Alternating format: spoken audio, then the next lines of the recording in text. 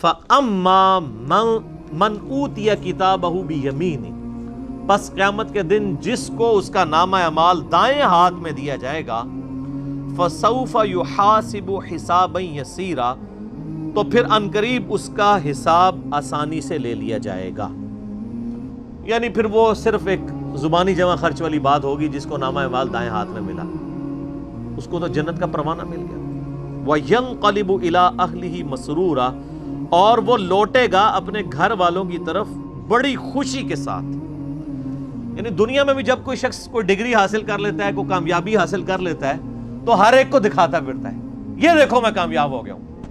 تو قیامت والے دن بھی ظاہر ہے کہ وہ الٹیمیٹلی سب سے بڑی ڈگری تو وہ ہے نا، اصل کامیاب ہوا ہے جو آخرت میں کامیاب ہوا. دنیا میں چاہے کوئی شخص گمنامی کی موت مر گیا کسی فٹ پاتھ کے کنارے، اس کو لاوارث لاش کے طور پہ بغیر کفن کے بھی دفنا دیا گیا، تو قبر میں اسے جنتی کفن مل جائے گا. اینڈ رزلٹ تو اس کا بہترین ہے. اور دنیا میں کسی ٹھاٹ کی زندگی کسی نے گزاری، مرنے کے بعد چاہے اس کی قبر جو ہے وہ سونے کی بھی بنا دی جائے، اس کے اندر جو اس پہ حالات وارد ہونے ہیں وہ تو کوئی نہیں بدل سکتا. تو وہ شخص بڑی خوشی کے ساتھ اپنے گھر والوں کی طرف لوٹے گا اور فخر سے بتائے گا، یہ دیکھو میں آج کے دن کے لیے تیاری کر رہا تھا، میں کامیاب ہو گیا. اسی کو سپورٹیو ایک 2-3 احادیث ہیں صحیح مسلم کے اندر. صحیح مسلم میں ایک حدیث ہے کہ نبی صلی اللہ علیہ وآلہ وسلم نے فرمایا کہ دنیا کی زندگی مؤمن کے لیے قید خانہ ہے اور کافر کے لیے جنت ہے. قید خانے میں انسان اپنی مرضی کی زندگی نہیں گزار سکتا، کھانے پینے کی پرابلم بھی رہتی ہے، فاقے بھی آتے ہیں، مرضی کا کھانا بھی نہیں ملتا. جن لوگوں نے جیل گزاری ذرا ان سے پوچھیں.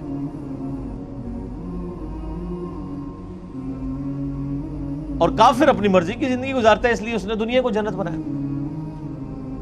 اور ایک اور حدیث ہے صحیح مسلم میں کہ دنیا اور آخرت کی مثال ایسے ہے جیسے کوئی شخص اپنی انگلی سمندر میں ڈبوئے، اس کے ساتھ جو پانی لگے گا وہ دنیا کی زندگی ہے، اور سمندر انفینٹ نہ ختم ہونے والی آخرت کی زندگی. کمپیریزن ہی کوئی نہیں ہے دونوں کا. اب کوئی آخرت میں کامیاب ہوتا ہے تو وہ تو ہمیشہ کی کامیابی اس کا مقدر ہوئی ہوئی ہے نا. میں آپ سے اگر پوچھوں کہ 1 ارب اور 1 روپیہ، کسی کے پاس 1 ارب روپیہ ہو اور کسی کے پاس 1 ارب 1 روپیہ ہو، تو اس میں تو کوئی فرق نہیں ہے، کیونکہ 1 روپیہ ارب سے اوپر ہونا یہ تو نیگلیجبل ہے. تو کتنا بے وقوف ہے وہ شخص، وہ 1 روپیہ بچانے کی خاطر ارب روپیہ اپنا ضائع کرتا ہے. اور کتنا عقل مند ہے وہ شخص جو 1 روپے کی قربانی کر کے 1 ارب روپیہ بچا لے. یعنی دنیا کی زندگی خدا کو دے کے ہمیشہ کی جنت کما لے، جو سورہ توبہ میں آیا کہ ہم نے مومنین کی جانیں اور مال جنت کے بدلے میں خرید لی. صحابہ کرام علیہم رضوان کو جو فضیلت حاصل ہے پوری امت پہ، وہ اسی لیے ہے کہ انہوں نے قربانیاں دی ہیں، جان مال ہر چیز کی آخری درجے میں.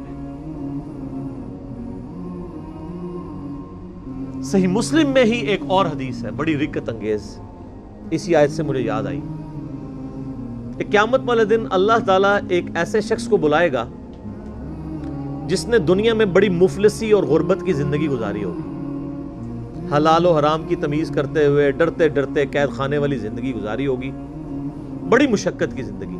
قیامت والا دن اللہ تعالیٰ فرشتوں کو کہے گا کہ میرے اس بندے کو ذرا جنت کا ایک پھیرا لگواؤ. جنت کا ایک پھیرا جب لگے گا نا تو اللہ تعالیٰ پوچھے گا ہاں بھائی کوئی دنیا میں تو نے تکلیف دیکھی؟ وہ کہے گا اے اللہ تیری عزت کی قسم میں نے دنیا میں کوئی تکلیف نہیں دیکھی. ایک جنت کا پھیرا دنیا کی ساری مشقت کو کافور کر دے گا. یہ دنیا میں بھی ہوتا ہے. مجھے یاد ہے ہم انجینئرنگ یونیورسٹی میں کتنی محنت کر کے پڑھا کرتے تھے. ہماری تو خیر میکینیکل انجینئرنگ ذرا ہیوی ٹف تھی، لیکن جب رزلٹ آتا تھا پوزیشن آ جاتی تھی. آج تو مجھے یاد بھی نہیں، انجینئرنگ یونیورسٹی سے فارغ ہوئے بھی آلموسٹ 20 سال ہونے کو ہے، مجھے تو وہ راتیں بھی نہیں یاد جو میں نے کاٹ کے گزاری ہوئی ہیں. فجر پڑھ کے سویا کرتے تھے. تو انسان دنیا میں ہی مشقت کو بھلا دیتا ہے جب اینڈ رزلٹ سامنے آ جائے. تو آخرت میں جب اینڈ رزلٹ آئے گا تو کسی کو اپنی 60 سال کی زندگی یاد نہیں ہوگی. سر چھوڑ دیں، قیامت کا دن ہی صرف 50,000 سال کا دن ہے. دنیا میں 60 سال کی زندگی کے عوض اگر وہ 50,000 سال کا قیامت کا دن ہی صرف امن میں گزر جائے نا تو یہی بدلہ کافی ہے.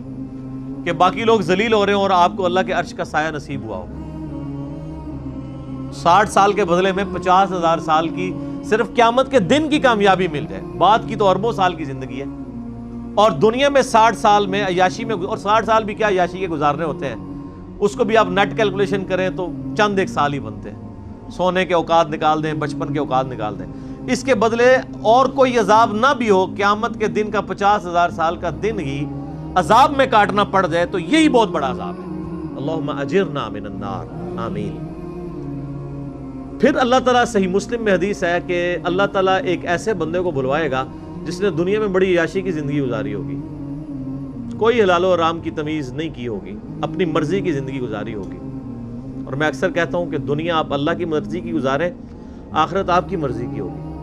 اور اگر دنیا آپ نے اپنی مرضی کی گزاری تو آخرت پھر اللہ کی مرضی کی ہوگی.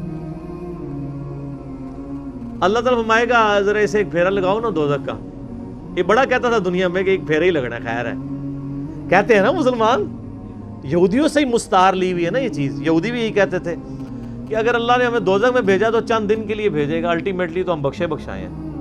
اللہ نے فرمایا تم نے کوئی عہد لے لیا اپنے رب سے اس معاملے میں؟ یہاں تو ایسے بڑی آسانی سے لوگ یہ کہہ دیتے ہیں. میں تو اکثر کہتا ہوں کہ ہم میں تو یہ بھی طاقت نہیں کہ ہم 10 سیکنڈ کے لیے موم بتی کے فلیم کے اوپر اپنا ہاتھ رکھ سکیں. جو شخص اتنا کمزور ہو وہ یہ دعویٰ کرے کہ خیر ایک پھیرا ہی لگے گا. سورہ الفرقان میں اللہ تعالیٰ فرماتا ہے کہ دوزخ تھوڑی دیر کے رہنے کے لیے بھی اور زیادہ دیر کے لیے بھی بدترین جگہ ہے، لیکن مسلمان کہتا ہے ایک پھیرا ہی لگے گا. کوئی 10 سیکنڈ کے لیے موم بتی کے فلیم پہ ہاتھ رکھ سکتا ہے؟ بخاری مسلم کے الفاظ ہیں، نبی علیہ السلام فرمایا کہ آخرت کی آگ دنیا کی آگ سے 70 گنا زیادہ تیز ہے. اس آگ میں صرف 10 سیکنڈ کے لیے ہاتھ نہیں رکھا جانا، پتہ نہیں کتنے عرصے کے لیے پھینکا جانا ہے، اور آپ کہتے ہیں ایک پھیرا ہی لگے گا. ہم دنیا میں اس سے بھی آسان مثال دیتے ہیں. اگر کوئی شخص کہتا نا ایک پھیرے سے کیا فرق پڑتا ہے، اسے کہیں کہ ہم آپ کو ایک فجر کی نماز چھوڑنے پہ صرف ایک پھیرا لگاتے ہیں فجر سے لے کے زور تک کا، ایک ایسے کمرے میں جو کمرے کا سائز ہوگا 10 فٹ بائی 10 فٹ، اس میں 100 کوبرا سانپ ہوں گے، 100 بچھو ہوں گے، 100 اژدہا ہوں گے. بس ایک ہی پھیرا لگنا ہے فجر سے زور تک. تو تصور سے انسان کو لگ پتا جاتا ہے. تو اس کا مطلب یہ ہے آخرت، چونکہ دنیا نقد ہے فوراً بندے کو خوف آتا ہے. آخرت ادھار ہے، انسان کہتا ہے نہیں خیر دیکھی جائے گی، چھاٹ ہی دے گا، کچھ بھی ہے اللہ تیرے محبوب کی امت سے. وَلِعَوْذُ بِاللَّهِ تعالی. تو اللہ تعالیٰ، صحیح مسلم کے الفاظ ہیں، اس جو بندہ کہتا تھا نا دنیا میں خیر ایک پھیرا ہی لگے گا، اللہ تعالیٰ کہے گا ذرا اس کو ایک پھیرا لگواؤ نا دوزخ کا. بڑی عیاشی کی اس نے دنیا میں. جب دوزخ کا ایک پھیرا لگے گا تو اللہ تعالیٰ پوچھے گا ہاں بھائی کوئی دنیا میں خیر دیکھی تو نے؟ کہ اللہ، وہ کہے گا اللہ تیری عزت کی قسم میں نے دنیا میں کوئی خیر نہیں دیکھی. دنیا کی ساری عیاشی دوزخ کے ایک پھیرے سے کافور ہو جائے گی. صرف پھیرا، ابھی تو پرماننٹلی جو اس نے جانا ہے وہ علیحدہ معاملہ ہے. تو یہاں کس طرح لوگ کہہ دیتے ہیں. اب اس پورے تناظر میں اس آیت کو اگر آپ سمجھیں کہ جسے دائیں ہاتھ میں نامہ اعمال دیا جائے گا اس کا حساب آسانی سے لیا جائے گا اور وہ بڑی خوشی کی حالت میں اپنے گھر والوں کی طرف لوٹے گا.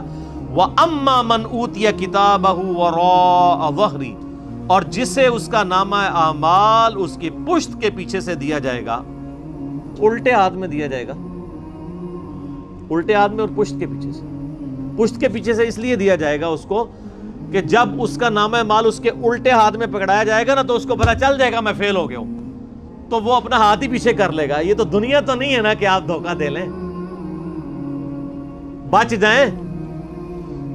دنیا میں تو ٹرین پہ بغیر ٹکٹ کے جو لوگ سفر کر رہے ہوتے ہیں، اگر ٹی ٹی آ جائے تو ایک کمرے سے دوسرے میں چلے جاتے ہیں.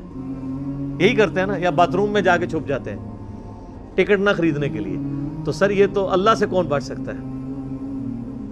کوئی نہیں بچ سکتا. تو الٹے ہاتھ میں اسے نامہ اعمال جب اس کے الٹے ہاتھ کی طرف بڑھایا جائے گا نا، وہ کہے گا لو جی مارا گیا، تو اپنا ہاتھ پیچھے کر لے گا تو پیچھے سے اس کو پکڑا دیا جائے گا. وہ تو فرشتے ہیں نا جی. اللہم اجرنا من النار، آمین. اللہ تعالیٰ ہمیں نامہ اعمال دائیں ہاتھ میں نصیب فرمائے اور بغیر حساب و کتاب میں جنت میں داخلہ عطا فرمائے، آمین.